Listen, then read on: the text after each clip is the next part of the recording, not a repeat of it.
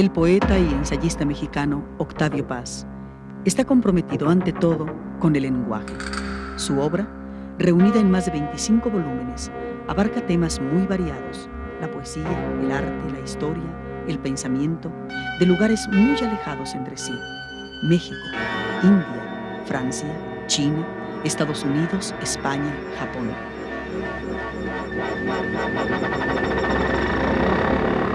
Libertad bajo palabra, Ladera Este, El mono gramático, Pasado en claro, El laberinto de la soledad, Águila o sol, El arco y la lira, Las peras del olmo, Puertas al campo, Corriente alterna, Postdata, El ogro filantrópico, Sor Juana Inés de la Cruz o Las trampas de la fe y Tiempo nublado.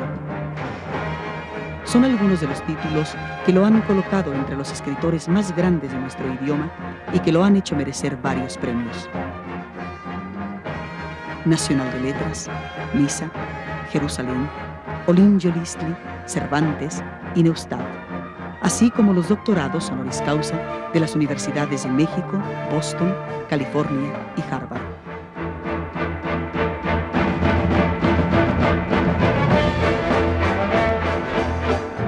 En el 70 aniversario del poeta, Televisa presenta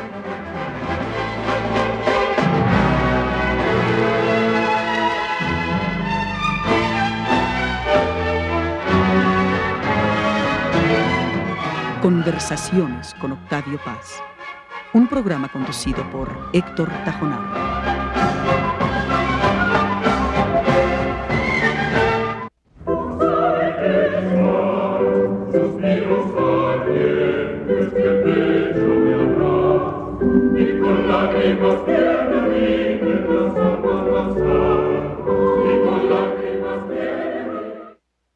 Muy buenas noches, estamos en el antiguo convento de San Jerónimo, hoy claustro de Sor Juana, para hablar sobre la vida y la obra de Sor Juana Inés de la Cruz, tema al que le vamos a dedicar 2 programas. Octavio Paz es autor del estudio más completo sobre Sor Juana. Su libro es además un cuadro de la sociedad y la cultura mexicana del siglo XVII. Sor Juana Inés de la Cruz o Las trampas de la fe es también un juicio sobre las relaciones entre moral y política, ortodoxia religiosa y creación intelectual. Para Octavio Paz, el caso de Sor Juana es análogo al que sufren muchos pensadores de nuestra época. En el prólogo, Octavio Paz sintetiza el propósito de su libro. La comprensión de la obra de Sor Juana incluye necesariamente la de su vida y de su mundo. En este sentido, mi ensayo es una tentativa de restitución. Pretendo, dice Octavio Paz, restituir a su mundo la Nueva España del siglo XVII, la vida y la obra de Sor Juana. Un mexicano del siglo XX, dice Octavio Paz, lee la obra de una monja de la Nueva España del siglo XVII. Hemos invitado a la eminente sorjuanista Georgina Sabat de Rivers. La doctora Sabat Rivers nació en Santiago de Cuba y es ciudadana de los Estados Unidos. Es directora del Departamento de Lengua y Literatura Hispánica de la Universidad Estatal de Nueva York en Stony Brook. La doctora Sabat Rivers es autora de estudios fundamentales sobre Sor Juana, entre los cuales voy a mencionar 3 de sus libros: El sueño de Sor Juana Inés de la Cruz, Obras selectas de Sor Juana, editada en colaboración con Elías L. Rivers, e Inundación Castálida, con introducción y notas. Muchas gracias por estar con nosotros, doctora Sabat Rivers. En su libro dice usted que en la situación infantil de Sor Juana ya estaban inscritos todos los pasos del destino de la monja: la renuncia al matrimonio, la celda biblioteca de la edad madura, la rebelión contra la autoridad y hasta el argumento de Primero Sueño. Por ello, yo quiero proponerles que empecemos esta conversación hablando sobre la infancia de Sor Juana. Sí, bueno, yo creo que sí. ¿Qué le parece a Georgina? Sí, me parece muy bien empezar hablando por... Bueno, yo quisiera decir antes 2 pequeñas cosas. La primera, mi gran placer en tener a Georgina Sabat con nosotros. Todos los que hemos estudiado a Sor Juana le debemos observaciones inteligentes y le debemos trabajos importantes. También me parece significativo que ella sea, en primer lugar, mujer. Entonces vamos a hablar de una mujer eminente y que una mujer contribuya a este diálogo. En segundo lugar, que no sea mexicana, sino que sea de América Latina, pero no mexicana, porque la figura de Sor Juana no es una figura puramente mexicana, es una figura hispanoamericana y yo me atrevería a decir una figura universal. Pertenece, en primer lugar, por su nacimiento a México, en segundo lugar a Hispanoamérica y a España, y en tercer lugar yo diría al mundo entero. En esta conversación en la que participa una mujer que no es mexicana, sino hispanoamericana, van a participar también algunos ausentes, ilustres, entre ellos y a los cuales les debemos mucho. Algunos están muertos, pero que fueron los iniciadores del estudio moderno de Sor Juana, como el poeta Amado Nervo, como el maestro Toussaint, como Hermilo Abreu Gómez, como el padre Méndez Plancarte, que hizo esta obra excepcional, la edición de sus obras, y finalmente un maestro vivo, al que me hubiera gustado mucho tener aquí, pero me pareció que era mejor el diálogo, el tete a tete entre usted y yo. Me refiero a Antonio de la Torre. Todos le debemos muchísimo a la Torre, ha sido un maestro de erudición y de saber, y desde luego esta conversación sería imposible sin sus contribuciones esenciales. Ahora bien, tocando el tema de la vida de Sor Juana, evidentemente es fundamental la infancia. Es fundamental la infancia porque la infancia y toda la vida de Sor Juana en su primera época ofrece varios misterios. El primer misterio es el del nacimiento. Muchos pensamos que nació en 1648, pero usted piensa lo contrario, piensa que el padre Calleja tenía razón, sí, y que nació en 51. Sí, yo pienso que el padre Calleja tenía razón y que ella nació en 1651. Claro, yo no rechazo del todo la posibilidad de que el acta bautismal que se encontró en Chimalhuacán pertenezca a Sor Juana. Ahora, hay algunos detalles que me parecen dudosos y por eso es que me he abstenido de aceptarla como el acta bautismal de Sor Juana. Sí, todo es dudoso, es misterioso. Sí, claro. Digamos que todo esto, es decir, Sor Juana ofrece enigmas esenciales y pequeños misterios, y claro, uno de ellos es el de su nombre verdadero. Se llamaba Juana Inés o Inés, y después agregó el Juana. Sí. No sabemos. ¿Nació en 1648 o nació en 1651? Pero de algo estamos seguros, que era hija natural. Sí. ¿Verdad? Sí, bueno, claro, porque su madre dijo al final de su vida que ella era de estado soltera, ¿no? Eso es lo que llamó Méndez Plancarte el trágico enigma. Sí. Bueno, podría haber sido trágico, pero enigma. Sí, claro, de enigma no tenía nada.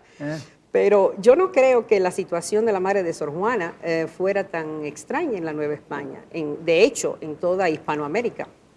También en el Virreinato del Perú se daba el caso de que la mujer, yo creo que en América, especialmente la mujer blanca, tenía cierto estado distinto de la española. Las criollas, dice usted. Sí, las criollas. Bueno, o las mujeres españolas, que fueron muy pocas las que vinieron. Pero que aquí, como era un mundo nuevo en el que todo era posible, se dedicó realmente a cuestiones muy emprendedoras, la misma la madre de Sor Juana. Bueno, claro, ella fue una mujer muy emprendedora. Ahora, lo curioso es que en el testamento ella confiesa que tuvo 6 hijos, 5 hijas y un hijo, y que las 3 primeras hijas fueron hijas de un fantasmal vasco, Pedro de Asbaje y Vargas Machuca. Pedro Manuel de Asbaje y Vargas Machuca. No se sabe nada de él. Y los otros 3 hijos, 2 hijas y un hijo, los tuvo con un capitán, que esto sí lo conocemos, Diego Ruiz Lozano. Esto sí, ella lo confiesa con toda inocencia y además después el destino de las 2 familias es muy curioso. Usted hablaba de la infancia, Héctor. En efecto, a mi juicio, yo sí creo que todo el destino de Sor Juana no es porque yo crea firmemente en Freud, es una superstición moderna este culto a Freud en muchos aspectos, pero sí hay una parte de verdad, y es verdad que todo el destino de Sor Juana un poco está inscrito ya en su infancia. Esta es una chica, hija natural, que nace en un lugar precioso, no sé si usted lo conozca. Sí, yo lo he visitado. En Nepantla y toda esta parte cercana a los volcanes, que es realmente extraordinaria como belleza física. Bueno, esta muchacha nace en una hacienda, el abuelo es arrendatario de 2 haciendas, la hacienda de Panoyán y la hacienda de Nepantla. Familia, no familia pobre, como se ha dicho, familia de mediano pasar. Tenían 2 haciendas, en aquella época era bastante. Claro que no eran de ellos la alquilaban, pero en fin. Y tiene hermanas. Las hermanas enteras tienen un poco el destino azaroso de su madre. Se casan, se descasan, tienen hijos naturales, andan un poco vagando por el mundo. En cambio, las otras, las hijas del capitán Diego Ruiz Lozano, se casan muy bien.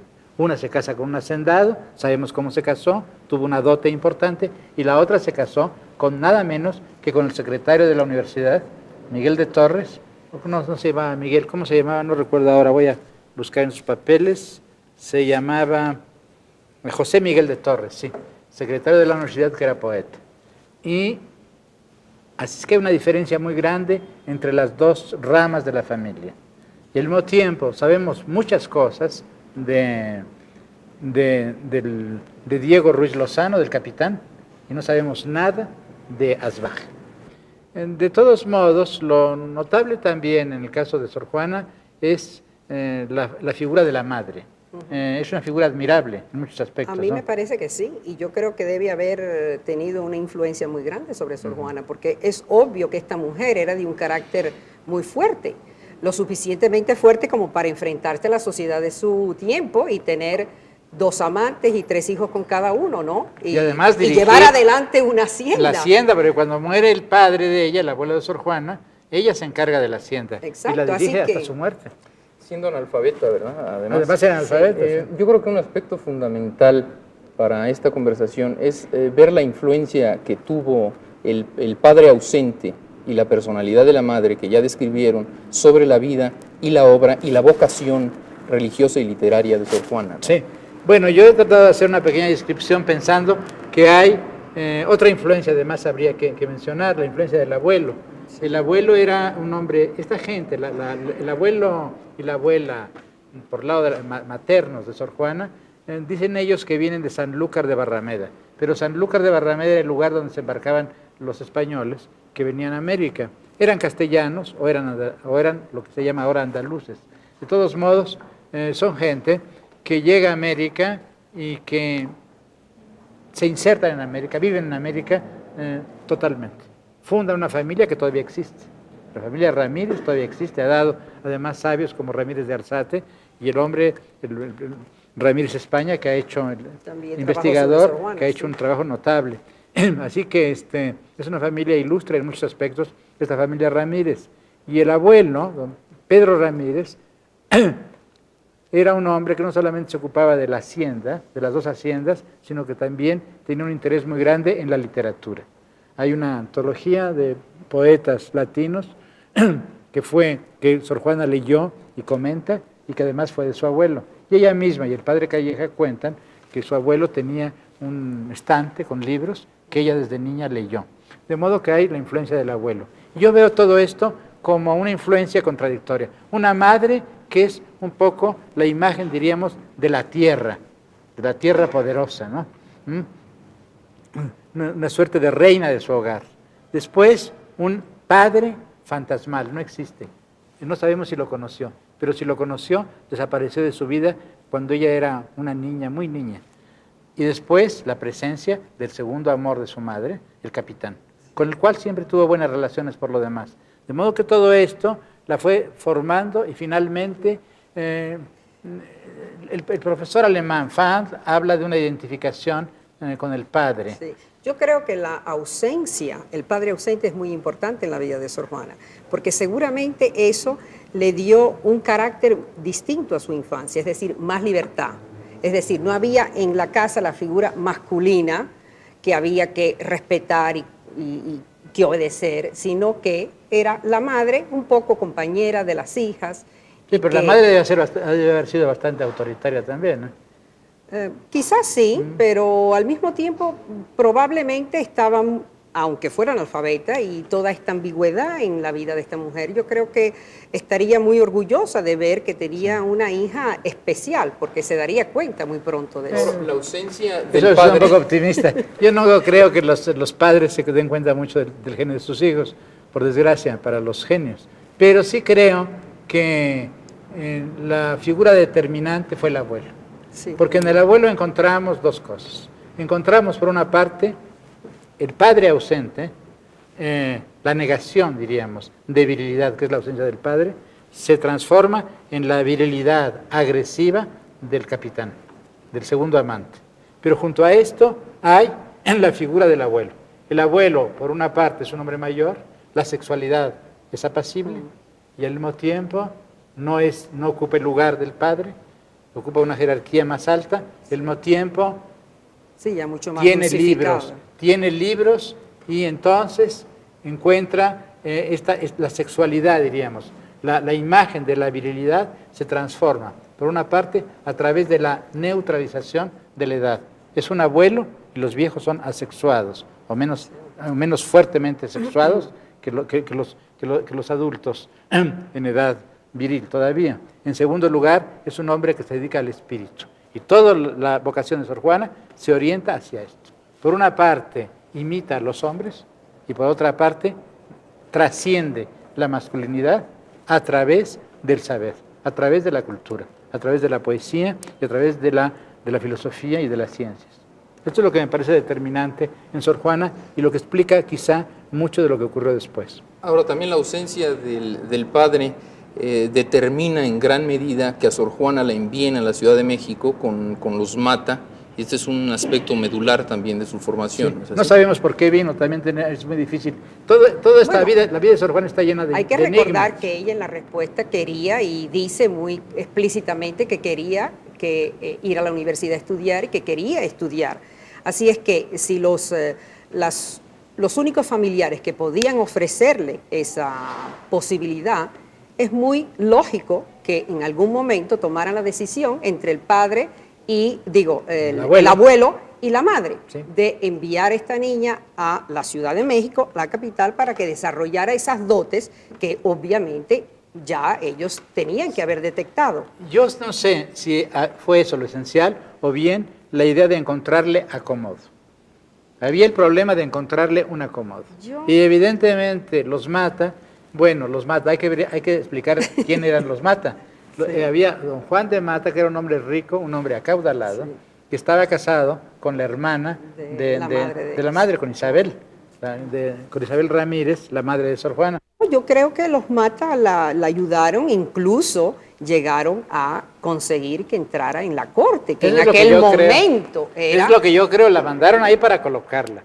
La instrucción está muy bien, que le paga probablemente ese maestro de latín, del cual Exacto, ella habla, sí. en un soneto, no es un soneto célebre, pero también la colocan con la virreina, como dama de la virreina, de Leonor Carreto. Pero eso era un honor. Esto ¿no es cree usted? una situación excepcional. Sí. Y entonces esta chica, muy jovencita, de pronto entra a la corte. Entra a la corte como dama de la virreina. Entonces tiene una suerte excepcional, evidentemente. Por lo que cuenta el padre Calleja, la virreina se enamoró, diríamos, de Sor Juana. Se encantó con las prendas de Sor Juana, con su inteligencia, con su agudeza, también con su cultura. Y me parece que probablemente Leonor Carreto, la mujer del marqués de Mancera, la virreina, debe haber tenido aficiones literarias, porque en un soneto que le dedica Sor Juana, en uno de los sonetos que le dedica cuando muere Leonor, habla de que la inspiró, De que ella de la que la animó, guió, sí. la animó. De modo que debe haber habido un interés de todo este grupo por Sor Juana, ¿no? Sí, yo creo que hay un aspecto también que sería curioso mencionar aquí. Usted recuerda que durante esta época había una gran afición por todo lo que fuera único, por la novedad, ¿no? Y Sor Juana era una persona única. Entonces, pues todo eso llamaba mucho la atención. Y para la corte era tener una niña así en la corte, que supiera tanto y probablemente cuando ya Juana fue a la corte ya era conocida, ya la gente hablaba mucho de ella y hablaba de esta niña que sabe tanto y en fin, que habla latín y que compone versos y todo eso. Y ese fue el motivo. Y que también era guapa, no lo olvidemos. Y claro, que eso era muy hermosa además, así es que era como el avis rara de la corte, ¿no? Hay una comedia, la comedia de Sor Juana, Los empeños de una casa, en la cual en el primer acto aparece una muchacha con una situación semejante a la de ella. Y es en cierto modo un autorretrato de Sor Juana. Es una chica que vive sola, pero aquí ahí está la gran diferencia, es lo esencial. Es una chica muy guapa, inteligente, muy culta, que es la admiración de su época. Voy a leer el fragmento porque aunque ella habla de la heroína de la comedia, en realidad está hablando de ella misma y dice: inclinéme a los estudios desde mis primeros años con tan ardientes desvelos, con tan ansiosos cuidados, que reduje a tiempo breve fatigas de mucho espacio. Conmuté el tiempo industriosa a lo intenso del trabajo, de modo que en breve tiempo era el admirable blanco de todas las atenciones, de tal modo que llegaron a venerar como infuso lo que fue adquirido lauro. Y aquí viene el retrato de ella, todavía soltera, en la corte, o un poco antes de entrar en la corte. Era de mi patria toda el objeto venerado de aquellas adoraciones que forma el común aplauso. Y como lo que decía fuese bueno o fuese malo, ni el rostro lo deslucía, era coqueta, confiesa que era bonita, ni el rostro lo deslucía, ni lo desairaba el garbo, llegó la superstición popular a empeño tanto que ya adoraban deidad al ídolo que formaron. La pasión se puso ante ojos de tan engañosos grados que a mis moderadas prendas agrandaban los tamaños. Bueno, esta falsa modestia de Sor Juana siempre fue vanidosa, está claro. Vanidad, ¿no? No Sí. falsa modestia. Sí, sí, Vanidad realidad, y lucidez, ¿no? Sí, vanidad, era vanidosa, yo creo, y lúcida, porque también sabía burlarse de sí misma. De modo que esto es importante, pero lo interesante es que aquí está esta chica guapa, que es la admiración de la corte y de los cortesanos. Esto es lo esencial. Sin embargo, en la comedia, la chica se fuga y finalmente se casa. ¿Por qué? Porque tiene un padre y el padre la defiende. El padre está decidido incluso a perder la vida si no logra que se repare la honra de su hija. En cambio, Sor Juana no tiene padre y escoge el convento. De modo que sí es indicativo en este autorretrato de Sor Juana ver cómo el paralelismo entre la heroína de la comedia y ella se rompe. La heroína de la comedia termina casándose, como en todas las comedias de aquella época. En cambio, Sor Juana termina en el convento. Y este es el primer gran misterio. ¿Por qué esta chica, que de pronto es dama de la virreina, que parece que está rodeada del cariño y de la admiración, en primer lugar de la virreina y del virrey, pero al mismo tiempo de toda la corte y de toda la Ciudad de México, ¿por qué esta niña escoge el convento? Esto ha dado lugar a muchos libros y a muchas interpretaciones, ¿verdad? Sí, yo creo que fue el deseo por el saber de Sor Juana, es decir, el gran amor al... ¿Usted no cree en la idea de que hubo una decepción amorosa? No, yo no creo eso. ¿Usted no cree que hubo amores antes? Bueno, yo sí, ¿por qué no? Es decir, es lógico pensar que si era una chica joven y hermosa y estaba en ese ambiente de la corte, tuviera algunos amores.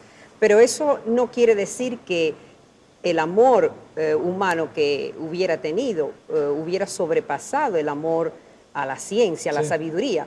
Yo creo que precisamente ella se metió monja porque no le quedaba más remedio. Es decir, en aquel mundo de la Nueva España, una mujer que realmente se quisiera dedicar al estudio, no podía sino entrar en el convento. No había ningún otro lugar que ella pudiera escoger. Es decir, usted... Incluso usted recuerda que ella en la respuesta dice que ella hubiera preferido quedarse fuera del mundo si hubiera podido seguir estudiando, pero eso era imposible porque ella sabía que Sí, bueno, le pero iban ella a lo buscar dice, un marido, pero ella no- iba a quizá- tener hijos y ella no quería ni marido ni hijos. Bueno, voy a ser un poco el abogado del diablo.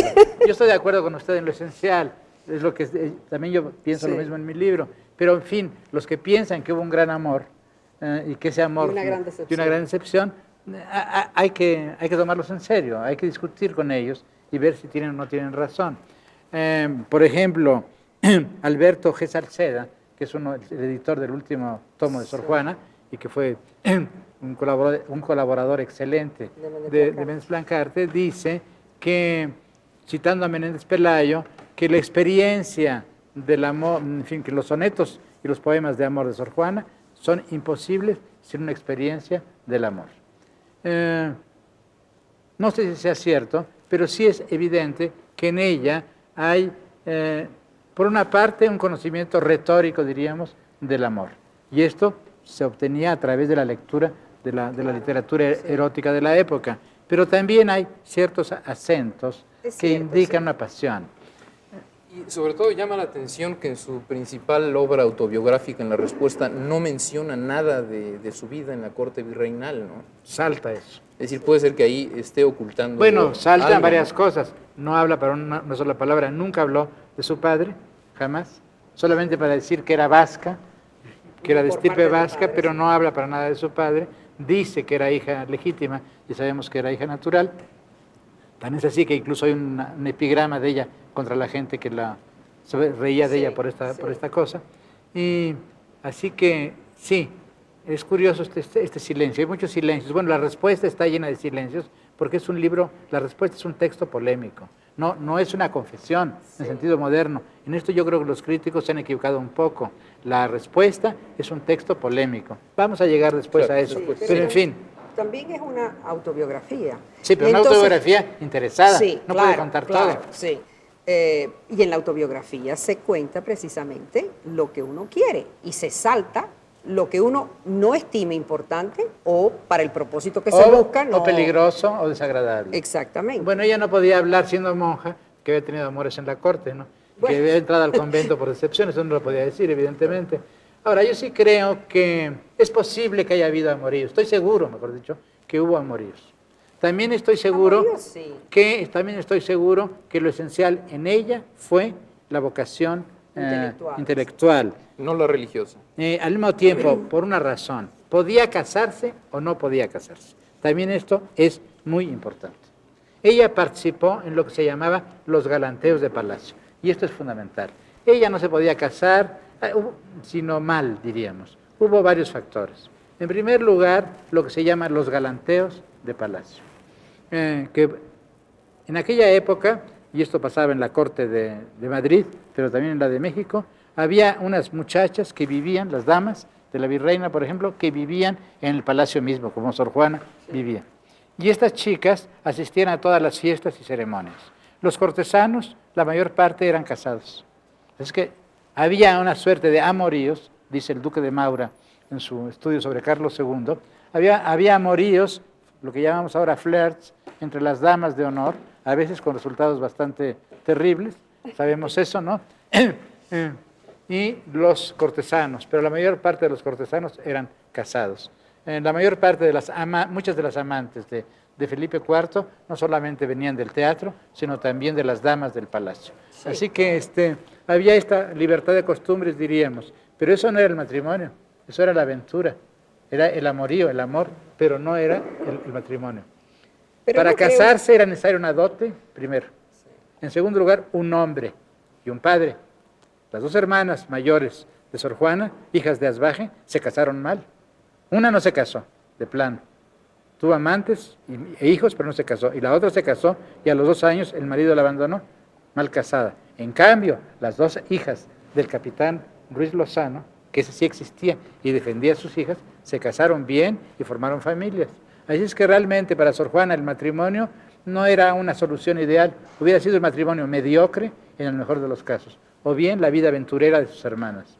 Así que el matrimonio no era solución para ella. Desde luego, ese ejemplo la debe ¿Verdad? haber. Y yo creo que esto fue fundamental, que no haya habido solución para ella. Entonces, yo sí creo que lo esencial, como usted dice muy bien, es lo positivo, la vocación por las letras. Lo negativo, el miedo a caer en algo terrible como sus hermanas.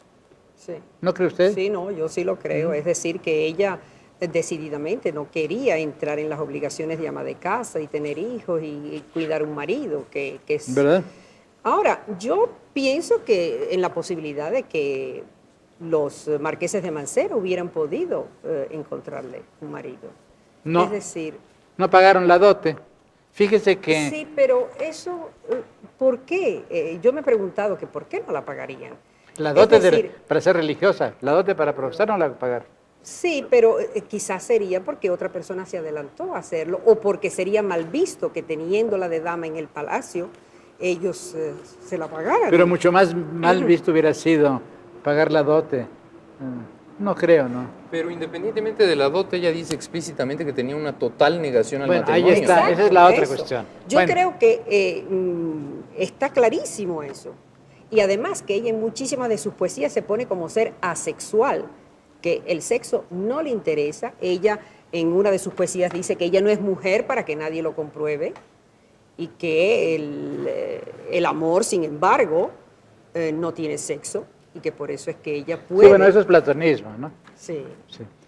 Pero es decir, ella se inserta en esa tradición porque Sí. estaba Bueno, es la que inclinada naturalmente hacia eso. ¿No Bueno, cree usted hay eso? la negación al matrimonio. Hay muchas mujeres modernas que están negadas al matrimonio y que prefieren tener carreras libres.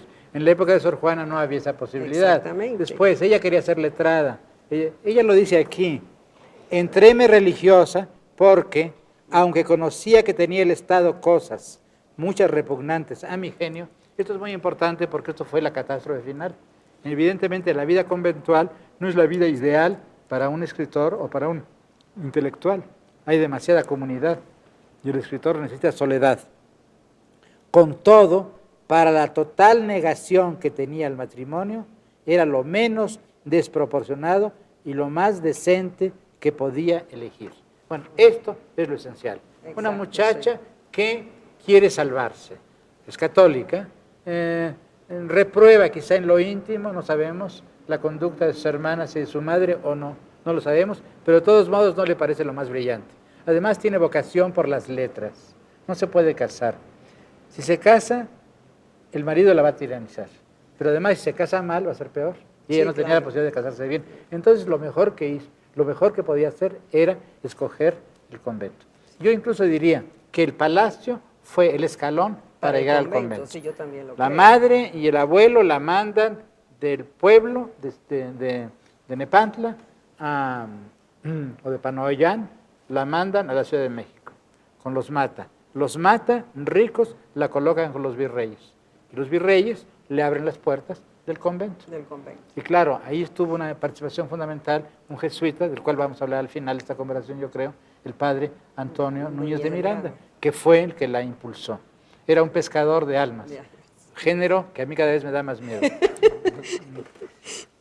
Después, cuando entra al convento, Sor Juana, es muy curioso porque pues, primero entró al convento de las Carmelitas, duró muy poco, a mí me parece porque la orden era muy rigurosa, pero puede ser por otras razones, y después entró aquí, a San Jerónimo, y aquí vivía un poco en el otro patio, no en este, sino en el otro, parece que vivía, la leyenda lo dice y no debe ser imposible, en uno de los extremos, en una celda.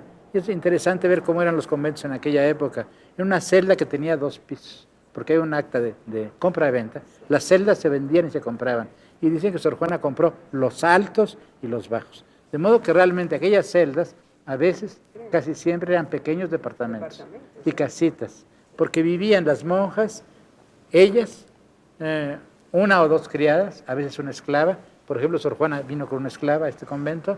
Sí, que se la regaló su madre. Se la regaló la madre, exactamente. Y luego ella la vendió la esclava, cuando la esclava hermana. tuvo un hijo, a la hermana, sí. exactamente.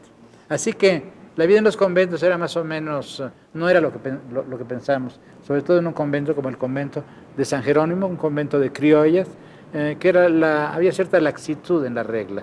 Ella misma dice que se cantaba en las celas vecinas, que se hablaba, etc. Sí, que la molestaban bastante. Sí, había mucho bullicio en el convento. Eran no sé cuántas monjas, creo que 50, y cada una de ellas tenía 2 o 3 criadas, y además protegidas, y las niñas que estaban a su cuidado, etc. Sor Juana muy pronto tuvo con ella a su sobrina, a la hija natural de su hermana mayor.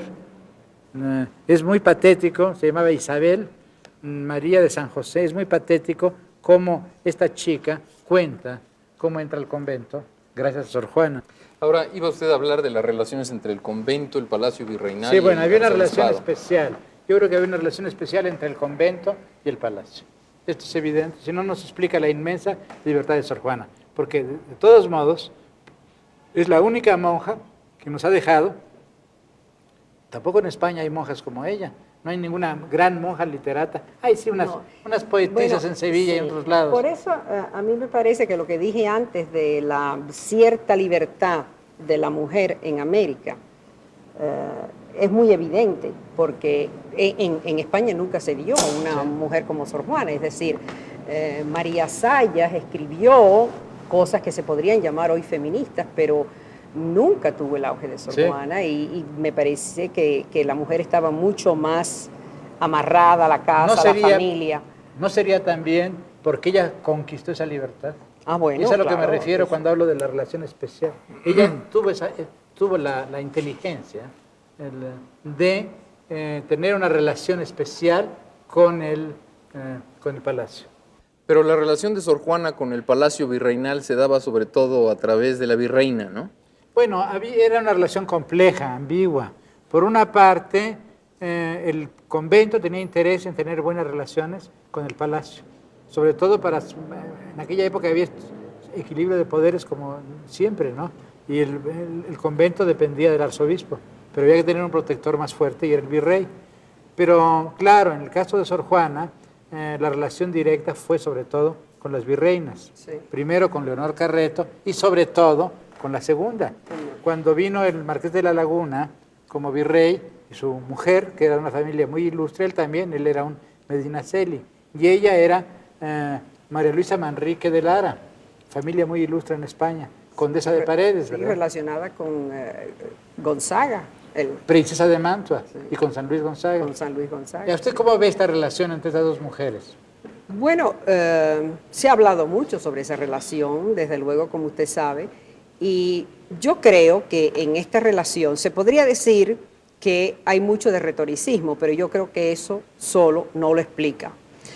Yo no sé si usted recuerda que Méndez Plancarte menciona en una de sus notas un artículo que había publicado Enrique José Varona, unas cartas que se habían cruzado Pedro Enríquez Ureña y Varona, porque Varona, un poco escandalizado, le había escrito a Enríquez Ureña preguntándole qué pasaba ahí, que a ver si él le podía explicar si era cuestión de las costumbres de México en aquella época o había una cuestión de tipo textual que no se había copiado bien. Entonces, un año y pico más tarde, Enríquez Ureña le contesta y le dice que eso no era nada extraño en la época, que era muy natural que se estableciera ese tipo de relación entre el mecenas y la persona a quien protegía, y que esta era la relación que había entre María Luisa y Sor Juana. Claro, esta es la misma relación que hubo con cada una de las marquesas. Sí, es un poco distinto, ahora, ¿verdad? Sí, yo creo que en el caso de María Luisa, Sor Juana se extremó, y hay algunas poesías que realmente parecen poesías de amor, son poesías amorosas. Por otra parte, usted recordará el Cántico Espiritual de San Juan de la Cruz, que, bueno, yo tengo la experiencia... Más que María Luisa Manrique de Lara, bueno, no era Jesús. Exactamente, sí, pero este tipo de modo de tratar estas cuestiones era bastante común en la época. Cuando uno lee por primera vez el Cántico Espiritual, uno se queda un poco sobrecogido y dice, pero este hombre está utilizando aquí lenguaje amoroso para dirigirse a Dios y le parece a uno un poco obsceno, ¿no? Sí. Y también hay lo contrario, es decir, toda la poesía de Garcilaso que se ha vertido a lo divino y viceversa. Así que esa tradición Sí. existía. Bueno, digamos que pero es una tradición muy antigua. En la poesía religiosa del Oriente, también en la de Occidente, hay una continua confusión entre el lenguaje místico religioso y el lenguaje erótico profano, y a la inversa. Exacto. Es decir, de pronto los poetas amorosos hablan de sus amores como si fuesen en relación con una divinidad. Siempre se ha hablado de la amada como de una divinidad o como de un ser sobrenatural, y a la inversa. Yo creo que es mucho más complejo. Yo creo que fundamentalmente Enrique Sureña estaba en lo cierto, aunque no fue bastante explícito ni estudió el asunto. Yo en mi libro he tratado de dar una explicación completa, no sé si lo haya logrado, pero tomando en cuenta diversos aspectos. En primer lugar, la tradición del amor cortés. Sí. El amor cortés se da en la Edad Media, es el momento en que Occidente descubre, diríamos, o reinventa la pasión amorosa. Y los términos del amor cortés son los términos del vasallaje. El enamorado se presenta un poco como el vasallo y la amada como el señor. De modo que hay una relación de vasallaje y una relación erótica. Esto es muy curioso, ¿no? Así es que hay el lenguaje, digamos, cortesano aplicado al amor. Sí. Y esto se da desde el siglo XI, desde el siglo XII hasta el siglo XVIII, hasta el siglo XVII. Sí. Sor Juana recoge esa tradición.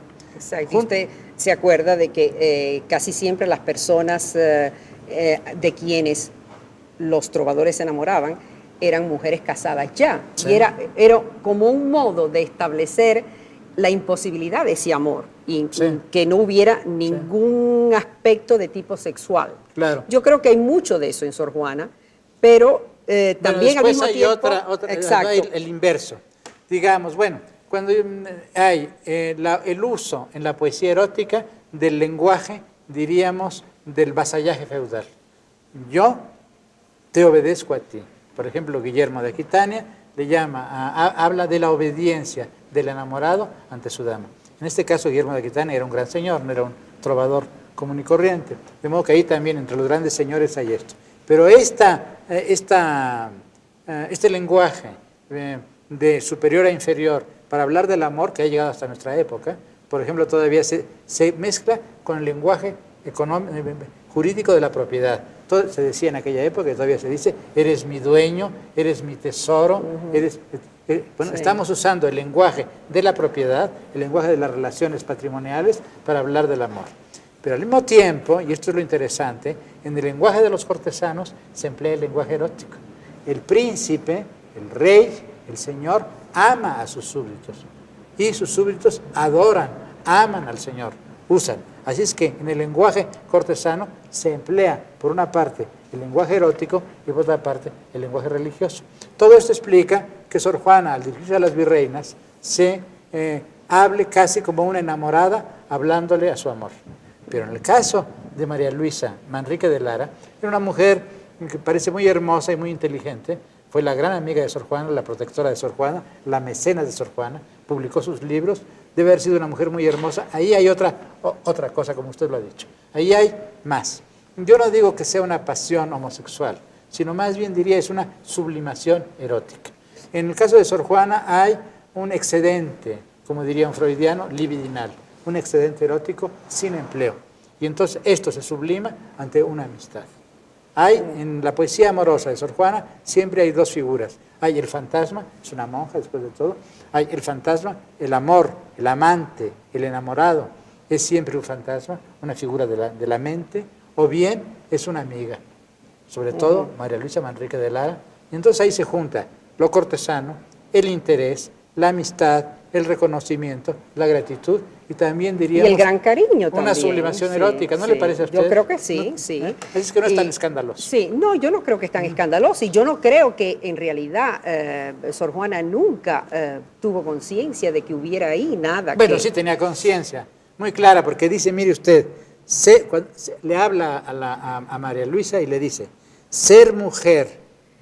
Bueno, sí, ni en estar ese ausente sentido, sí. No es de amarte impedimento, pues sabes tú que las almas distancia ignoran y sexo. Y aquí interviene... Hay un platonismo. Ahí interviene otra cosa muy importante, la tradición del amor platónico.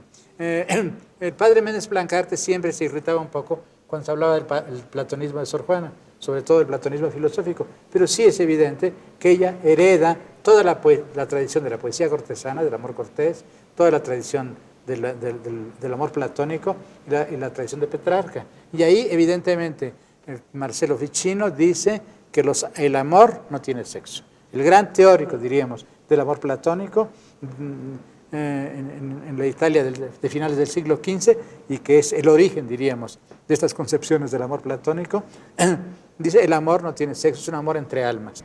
Desde luego, los contemporáneos de Sor Juana sí se escandalizaron un poco. La prueba es que el editor del primer tomo tuvo que decir, bueno, aquí explica, dice Sor Juana, voy a ver si lo encuentro aquí. Puede haber sido también porque cuando leyó esos poemas, él dijo, bueno, ¿esto qué es? Esto hay que explicarlo de alguna manera. Bueno, ¿no? pero eso quiere decir que se habían... que algo se comentaba. Sí, que se comentaba. Y mire usted, voy a leer el pedazo porque es muy interesante.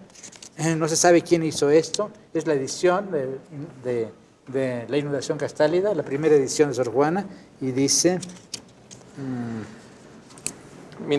¿Ya lo encontró? No lo he encontrado. Mientras lo encuentra, bueno, quizá también conviene destacar que hubiera sido más escandaloso que esos poemas amorosos de Sor Juana hubieran sido dirigidos al virrey en lugar de la virreina. ¿no? Eso hubiera sido muchísimo peor, inconcebible. Claro, ¿sí? Eso hubiera sido mucho más escandaloso. Exactamente. Había cierto modo de no escandalizar cuando ella se lo dirigía, sí, porque eso era impensable. Porque además ese tipo de expresiones estaban dentro de la retórica de la época, no eran inusitadas, puesto que era la manera en que el vasallo o el cortesano se dirigía al señor. Eso era lo normal. Amarlo pues era normal. Por agradecimiento. Pero, de todos modos, como Sor Juana exagera, bueno, el fíjese editor... que en el Life of Shakespeare de Sidney Lee, ahí él da algunos ejemplos que son realmente tremendos. E incluso dentro de la literatura española, el año pasado estaba yo buscando algunos datos para un artículo que estaba escribiendo y me di con una epístola de Gutiérrez de Cetina a Mendoza, Hurtado de Mendoza, donde realmente las expresiones de amor son muy, muy elevadas. Y sin embargo, eso no se ha comentado nunca. Yo creo que lo tengo por aquí copiado en algún sitio, pero porque es muy...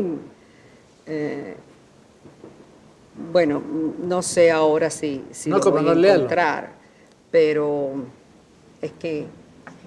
no sé si lo encuentro, pero bueno, mientras tanto, sí, podemos decir que el editor del primer volumen, La Inundación Castálida, siente la necesidad de poner una advertencia. Y esta advertencia, en realidad, explica el sentido de estos poemas. Dice, o el agradecimiento de favorecida y celebrada. Sor Juana había sido favorecida y celebrada por la marquesa. O el conocimiento que tenía de las relevantes prendas que a la señora virreina dio el cielo, segunda razón. Y la tercera, o aquel secreto influjo de los humores o los astros que llaman simpatía. Es decir, en aquella época se pensaba que los astros y los humores regían a las pasiones. Sor Juana creía en eso, creía en la astrología. Todo esto explica, dice, causó en la poetisa un amor a su excelencia con ardor tan puro como en el contexto de todo el libro irá viendo el lector. Ahora, este libro fue publicado con dinero de la condesa de Paredes, de modo que ella estaba muy contenta en que este libro fuera un poco un canto a la gloria, en primer lugar, de ella y de su marido, pero sobre todo de ella. De ella también. Sí, aquí ya yo encontré, dice Gutiérrez de Cetina. Yo observo bueno, esto es claro, son solamente 3 versos, ¿no?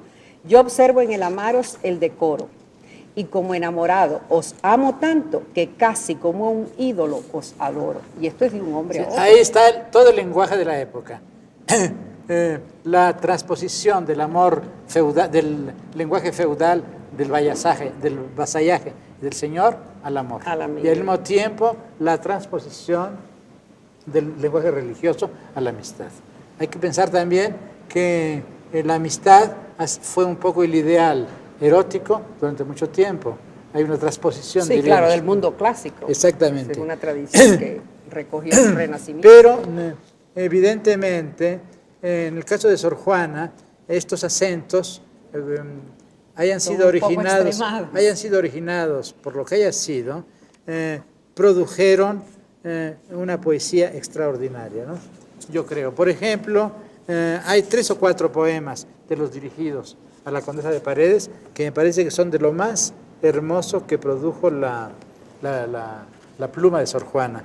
Lo estoy buscando ahora. Los 2 poemas son muy curiosos, los poemas a los retratos. Ah, sí, Hay un poema, sí. ¿se acuerda usted?, en que ella... Copia divina en quien veo. Ese Sí, es uno. Y el eso. otro es Hay a tus poemas en que manos me se traslada. intercambian retratos, las 2, y hay una serie de poemas realmente muy, muy hermosos, ¿no? Voy a buscarlo aquí. Aquí está uno. A ver. Léalo, por favor, usted lee mejor que yo. Pero es muy largo, ¿eh? No, mire, entonces voy a leer el pedazo, Sí, porque yo cito en mi libro nada más bueno, un sí. fragmento. Este es un poema dirigido a un retrato de la Condesa de Paredes, de María Luisa. Y se queja de que es un retrato en el cual la figura no habla, ni está viva y está muerta al mismo tiempo. Y dice: toco por ver si escondido lo viviente en ti parece. Posible es que de él carece quien roba todo el sentido. Posible es que no has sentido esta mano que te toca, ya que atiendas te provoca a mis rendidos despojos. Que no hay luz en esos ojos, que no hay voz en esa boca. Bueno, es gran poesía y al mismo tiempo es una poesía muy, muy contenida y muy apasionada. Y después hay otro poema, también una forma parecida, en el cual Sor Juana le envía un retrato de ella a la condesa. Y dice: a tus manos me traslada la que mi original es, que aunque copiada la ves, no la verás retratada.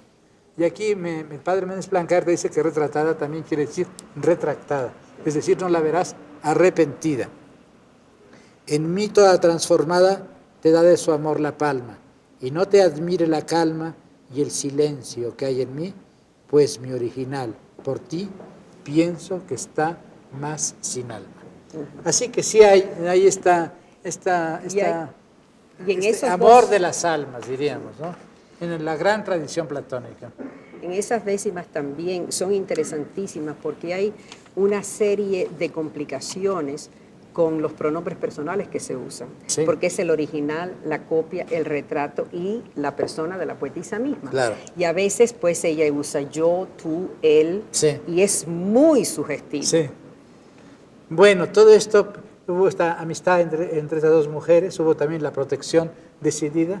En esa época Sor Juana escribe, es la gran época de Sor Juana, escribe sus mejores poemas, escribe primero Sueño, el gran poema metafísico, diríamos, de la poesía de nuestra lengua, escribe el Divino Narciso, el auto sacramental, a petición de la Condesa de Paredes, escribe muchas cosas, y de pronto el duque de Medinaceli, que era el primer ministro del rey, cae, y su hermano, el marqués de la Laguna, tiene que regresar a México. Sor Juana conserva el poder, sigue teniendo libertad, etcétera, hasta... Regresa a España. Regresa a España, la condesa, se publica el primer tomo, se convierte en una figura universal, Sor Juana, todo el mundo universal dentro del pequeño mundo del imperio, del gran mundo del imperio. Se habla de ella en Perú, se habla de ella en Filipinas, en Madrid, en Sevilla, etcétera. Es que se hacen 9 ediciones. 9 del primer ediciones, tomo. sí. Y de pronto, en 1690, viene el gran problema de la carta atenagórica. Sí, exacto. Yo creo que aquí podemos concluir la primera parte de nuestra conversación. En la segunda parte podremos empezar a hablar sobre el conflicto de la famosa carta atenagórica. Por ahora, muchas gracias, doctora Sabat Rivers. Gracias, maestro. A usted, muchas gracias por su atención. Muy buenas noches.